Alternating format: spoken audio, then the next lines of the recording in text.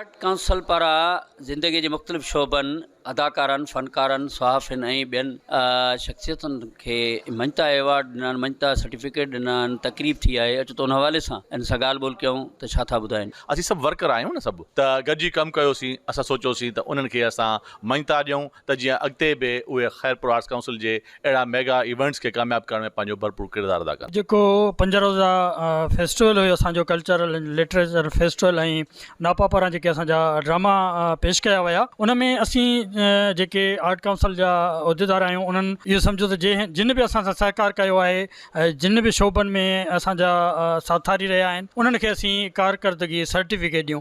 ऐं art council जी इहा रवायत आहे त जेके दोस्त असां सां गॾु आहिनि, जेके असां सां कमु कनि पिया, उन्हनि खे असीं मान ॾियूं, इज़त बख़्शियूं। ऐं हीउ जेको प्रोग्राम आहे अॼु उन्हनि वर्करनि जे नाले सां असां कयो। काउंसिल जो 5 ॾींहंनि जो लिटरेचर फेस्टिवल ऐं कल्चरल ऐं ड्रामनि जो जेको प्रोग्राम थियो, उन में जेके मुख़्तलिफ़ शोबनि में माण्हुनि जेको आहे मञता माणी ऐं ताउन कयो ऐं हिन प्रोग्राम खे कामयाबु कयो, उन्हनि दोस्तनि जे लाइ आर्ट काउंसिल जे तरफ़ां जेके एप्रिशिएट सर्टिफिकेट ॾिना विया ऐं तमामु सुठो हुननि प्रोग्राम कयो। ऐं मां ईअं चवंदुसि त अहिड़े क़िस्म जा प्रोग्राम सरकारी लेवल ते बि थींदा रहनि। सुठी रवायत आहे ख़ैरपुर आर्ट काउंसिल जी, जेको पहिरियों कल्चर ऐं लिटरेचर फेस्टिवल थी गुज़रियो आहे, उन हवाले सां जन बि सहकार कंदड़ आहिनि, जेके उहिदेदार आहिनि, उन्हनि खे एप्रिसिएशन सर्टिफिकेट मिलिया आहिनि, जेका हिकिड़ी सुठी रवायत आहे।